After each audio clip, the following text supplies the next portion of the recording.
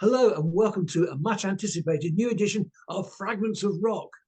It's much anticipated by me and my wife Kate because on May the 21st, 1972, we went to see the Beach Boys together at the Montfort Hall in Leicester.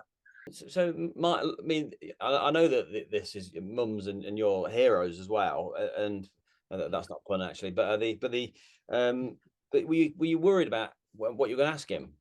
Yeah, the problem, it's always the situation, isn't it? You can't just say, well, at least you've come out with a decent album. That will go down very well. And, well, how can I put it this way? When we arrived, Mike Love was meditating. He was actually had his legs crossed. I don't know if he was actually doing that. He was meditating. He's like in a dream. So how do you break him out of that dream? How do you, what question can you suddenly jerk him into action? An icebreaker was needed. Well, one of the original Beach Boys was David Marks, and he'd left. So Kate suggested I asked him, well, whatever happened to David Marks? Mike, whatever happened to David Marks? That broke the ice, all right. Whatever happened to him, he went to a music school in Boston, Massachusetts, and I think graduated from that, and he was studying music writing, and now he writes things like, like symphonies and operas and stuff like that. And he's a genius mentality type of person, and he's alive and well, so he's doing okay. I just asked you that because we got a little competition and we wanted to know who was David Marks, and that solves that problem. Mm-hmm. Can we get straight to the present at the moment? Your new LP, strange title, can you explain it?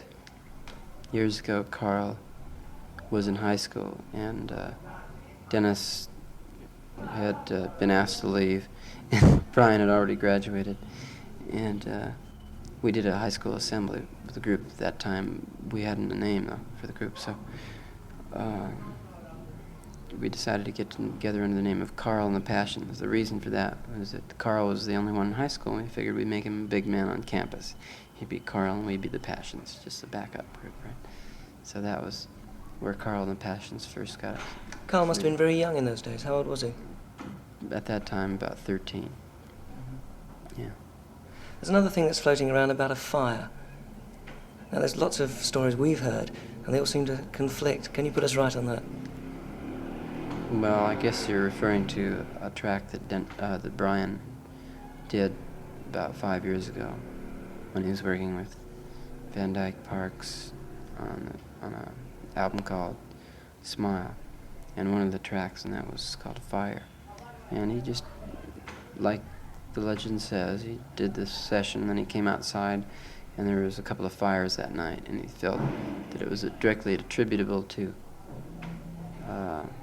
the track that he just cut. Of course, that was probably his reasoning was attributable to some of the acid he was taking at the time. Who knows? But anyway, the story goes that he destroyed the tapes, but that's not the truth. The tapes are still around, and we play them from time to time, and someday they'll probably come out on that original Smile album. Brian, of course, is a very important member of the band. We never see him. How is Brian at the moment? As far as I know, he's fine. He just has a unique lifestyle, which writers seem to enjoy making sound weird. But actually, he just likes to sleep a lot, and when he gets up, they say he never goes out and stuff like that, which is ridiculous. They just never go out when they see him, I guess. He goes to the record shop and he's very musically aware, of course, but he's always continually buying albums, and he listens to more different kinds of music than anybody that I know. And he just doesn't tour. He doesn't like to perform. He doesn't like being looked at too much. He's a little self-conscious, and he's very shy, sort of. So some of the lyrics in Surf's Up are almost desolation. I'm a cork on the water, for instance. Yeah, it's a mood at the time that he wrote that, about feeling lost in space and time somewhere. So I guess everybody gets that feeling from time to time, once in their life, or it varies, you know, from person to person. But, you know, that was his mood, and he wrote according to that. That's what he came up with. You know. What about this relocation in Europe? Is this really on? Yeah, we're here. Why? Change of scenery, change of environment, and sort of a getting into this next album project. We want to really get in and create some real good music. A double album that we'll be working on for the next couple of months. As soon as we end this tour, which is about in a week, we do that Lincoln Festival coming up, and then after that we'll do, I think, one more show in England, June 2nd or 3rd, which will be televised, and then that's it until August, when we go back to the States to do a big tour this summer. But during those couple of months, we're really going to get into recording. You've mentioned the festival at Lincoln. Now, Lincoln is very near Nottingham, and a lot of people will be travelling over there, as this interview goes out, in fact. What's your attitude to festivals? There's been a lot of trouble recently and in the past with bad facilities, bad organisation, and even the artists getting cheesed off. Don't you think you're letting yourself in for perhaps too much? Or do you think this is going to be a well-organised festival? Well, we hope that it's well organized. We've had good luck at the festivals we play. We haven't played a lot of them, but the ones we have played have been nice. And I think you get in trouble when a promoter tries to do too much or too long a festival. But if it's just a couple of days, I'm in favor of outdoor shows, not necessarily festivals, just outdoors. I like that, you know. Small amphitheaters, maybe 10,000, 20,000 people, that's good. I think when you go 3 or 4 days, it gets kind of, you know, the facilities become a problem. But if you can do one big, really nice show for a day or maybe 2, I think that's just about right. Everybody brings their picnic and pack and whatever, camps out for a day or so. That can't hurt. But admittedly, it gets pretty crummy after 3 or 4 days. Turning the clock back, you are the Beach Boys. You're noted for surf and that sort of sound. That's what everybody remembers you from in the past. Now, there's lots of singers sing about lumberjacking, and they've never even hit a tree down. But I believe that, for instance, Dennis was a very experienced surfer. Is that correct? Yeah, he surfs. He lives in California and on the beach. He just left there, of course. He doesn't live there anymore because we're living in Europe now. So, but up until the time we left, he was surfing. You see, this doesn't seem right. It doesn't matter. I remember you with the surf image, and to leave California and come over here, much as we love to have you over here, just doesn't seem right. Well, times change, you know. There's a lot of pollution and smog and stuff in California, so coming over here to Holland, matter of fact, we're going to live in Holland, and everything's neat and clean there, and a lot of tulips, you know. So I don't know. Truthfully, it's a good thing for us to move. Every time you move somewhere, you get a new outlook. Every time I used to come to England, I used to think of things, just because the television's a little different and the radio's different and the talk's different. You drive on the other side of the street, so it changes your perceptions around and it stimulates you a little bit. So I think, you know, you have to try to understand people more when you're speaking in a foreign language, you know, in Holland and stuff. And it's interesting, and people are very helpful towards this move too, at the radio level and at the record company people have all been very helpful in trying to arrange this. And so it's going to be an experiment, not, you know, maybe out of it a couple people live here, a couple people live there. So most of us go back to California, I guess. But you've mentioned pollution and your awareness of it, obviously. When you go back to, again, turning back again to lyrics of things like I Get Around, California Girls, beautiful songs, but almost banal lyrics. And now you're writing songs with the, well, proverbial message in. How important is it that you've made this step to trying to say something? In the first place, those lyrics were simply a reflection of what was happening in Southern California at the time. And it was like high school and just beyond that, whatever culture was happening there. And so it may have seemed banal to the rest of the world, but that was the reality of that area at the time. Just as real as greasy hair was to the Four Seasons or something. And the blues was to some of the black groups and stuff, and as gospel was. So it just happened to be a reflection of lifestyles, really. And now, just lived a little longer, survived a decade, and the awareness has broadened. We read the paper, things like that, and watched the television. And some of us had kids and wives and stuff. And so obviously your perspective gets a little wider and deeper, hopefully. Some of us got into meditation and stuff, and I became a teacher of meditation, so that's reflected on the new album. A couple of songs are written of and about and around meditation.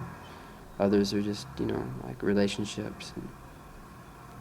And some are fictitious relationships, like Brian writes these weird songs sometimes about, he really flipped out over a girl in a massage parlor and wrote Marcella, So it could be anything from as serious as you could be to as funny as you could be, but it's there. And it's just,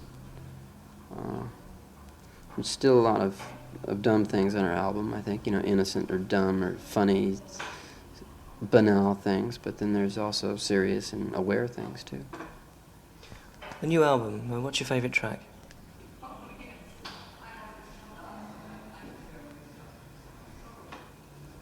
Well, have you got a favourite Beach Boy track of all time? No, not really. But on the new album, I don't know, I like several songs on that album.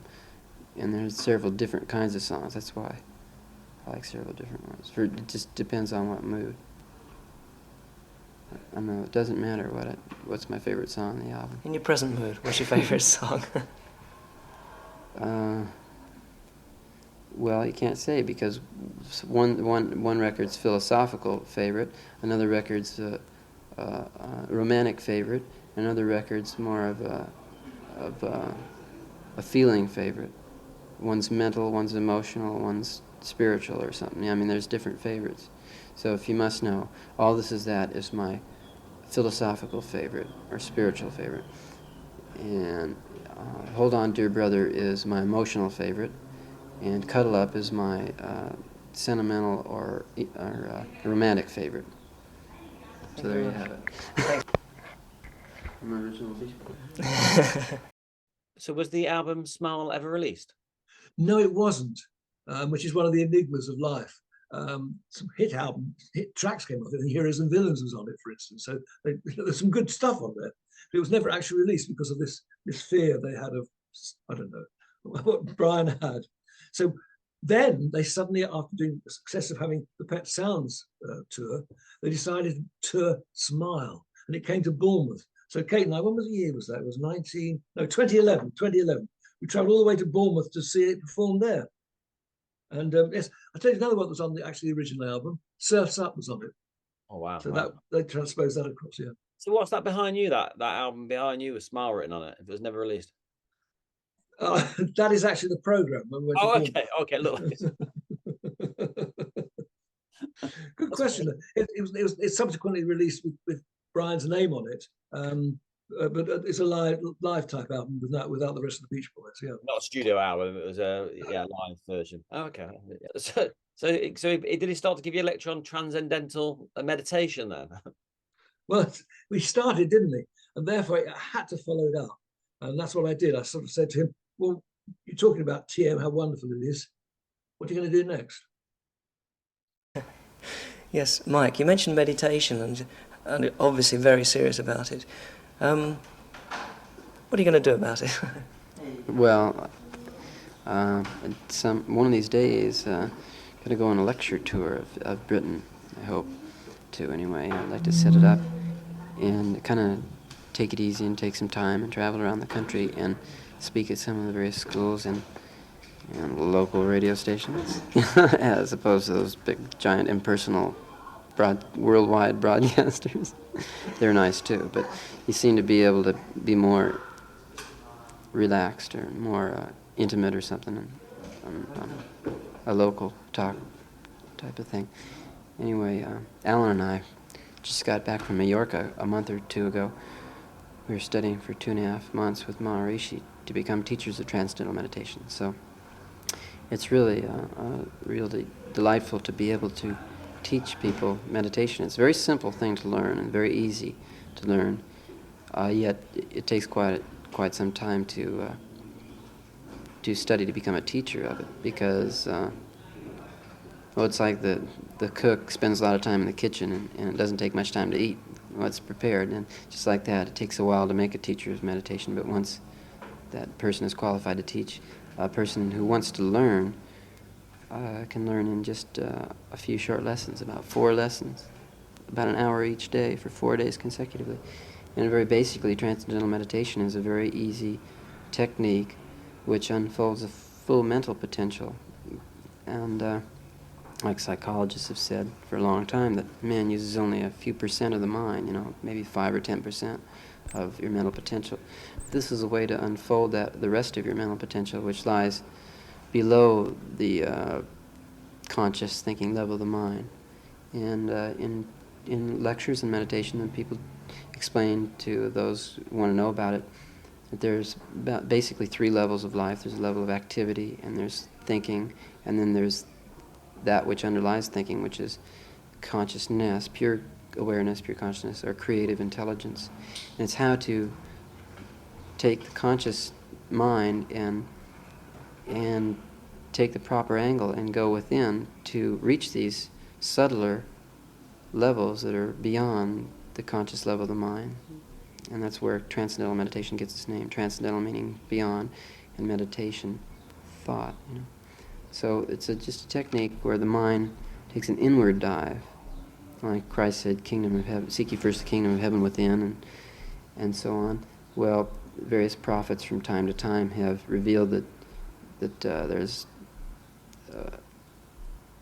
within man the ability to achieve higher states of consciousness, or what have you, a better feeling, kingdom of heaven within, or Buddhists said nirvana, and Indians have samadhi, and now they have alpha wave, and all that stuff. But it's been proven scientifically that people who have been practicing Transcendental meditation achieve a very high level of thought waves, such as alpha waves and theta waves, even by just practicing this little easy technique, which is easy to master, like I said, in about 4 days, about an hour each day. And it's really amazing, because Buddhist monks have been meditating 20 years or so in Zen Buddhist meditation. Okay, so a lecture on a transcendental meditation then. But what happened on for that recording in Europe? Yeah, interesting, because he'd had Surf's Up, great success. Carl and the Passions, which I've already alluded to the fact I didn't like at all. I don't think there's any tracks on it I like. But then they came in with Holland. That's another one we reviewed on Extravaganza. Holland was a classic. Not quite Surf's Up, but it's still a classic. And it was recorded, guess where? In Holland. And it includes a lovely track called Sail On Sailor. So that's my meeting with the Beach Boys. Kate, whilst I was doing the interview, Kate sort of went backstage and sort of stood next to her and all that. And I said, "Well, how did you get on with them?" She said, "They're much smaller than I expected." She towered over them. Is that right then? Are they only? I mean, I don't know. I mean, so were they all really? Are they all quite? Well, they weren't all small, but she was quite shocked at some of the heroes being so little. But then that's the same nowadays, isn't it? You've got quite a lot of film stars are much shorter than you expect them to be. No, so thanks for that tape, Dad. I mean, that's another one gathering dust in the loft, and it's we've got so many more to come as well, haven't we? My dad's been really good at replying to comments and and disagreements even. We like to kind of record history down here. So if you think actually some of those albums were better than my dad thinks, let us know. And we'll see you on the next edition of Fragments of Rock.